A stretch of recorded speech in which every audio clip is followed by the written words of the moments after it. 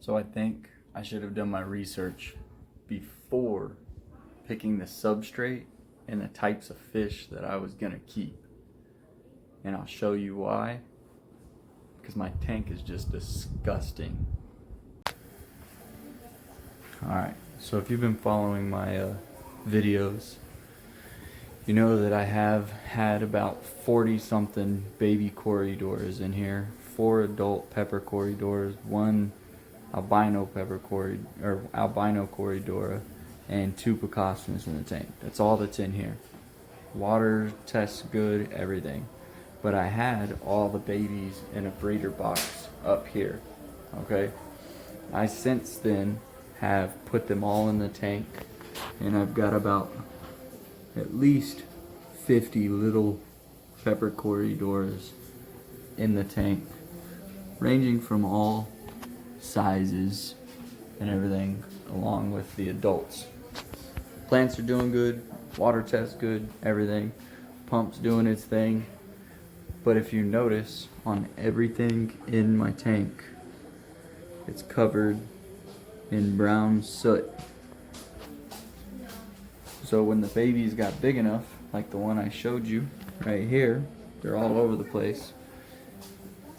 Corys dig like crazy, and I put this brown substrate, and if you can see, it sort of like breaks down in the water over time, I guess, for plants. But it turns into a soot. Look, I even got a little bitty baby right here. So you got that one. Look, there's 2 right here at the rock. And they all are digging in the substrate. And it's just kicking up all that soot. And so my tank for the last week has looked like this. I've done water changes. I've brushed the plants off. Everything. And it just that soot being kicked up by the Corydoras all over the place, all the time. Should have done my research. So I didn't really make a mistake, because I wasn't planning on having 50 baby Corydoras in the bottom of that tank. So I wasn't planning on them digging in the substrate and making the tank completely disgusting. But it is a mistake to try and breed them and then put them all in the tank, because my tank is just disgusting right now. My original plan was to have a community tank, some gouramis, Bolivian rams, Hollerquim rasboras, guppies, just have a bunch of little swimming fish in a planted tank. That's the lady that likes all the plants right there, by the way. She doesn't like being on the camera. Well, I look like I've got 8 chins. Don't put me on that. Jesus. But anyway, it's done now. I can't change it. I did have 2 gouramis in there at one point and a molly, but I had made the mistake of putting them in a little bit too early. First off, the 2 gouramis fought the entire time, so I had to remove one of them and take them back to the pet store. And then the other one just couldn't survive the non-cycled tank. Like I said at the very beginning of this, I'm new to this. I'm about, 4 months into this, babe? 5 months into this whole hobby thing. And like I said in the very first video, I'm going to show y'all everything. All my mistakes, all my successes, everything.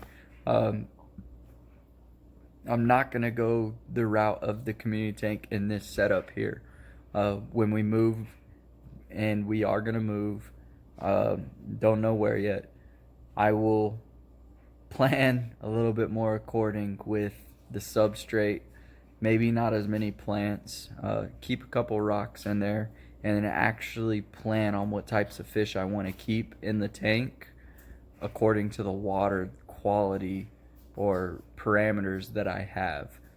I sort of got a little overzealous at the beginning and just threw a tank together, threw some fish in it. Fortunately, all my Corydoras made it through except for one, and it was one of my albinos, chubs, if you remember from the very first couple of videos. I still have Tiny though, and that's the one that I thought was sick when I got him.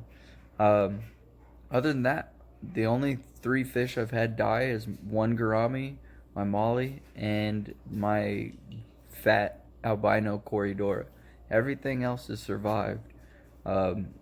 But let me know in the comments what y'all want me to do with these babies. I am gonna have to tear the tank down in about 5 months and start prepping to move. So I am gonna have to figure out what I'm gonna do with all these plants and all these fish. I wasn't planning on moving this early, but it is what it is. So let me know, and I'll see you in the next video.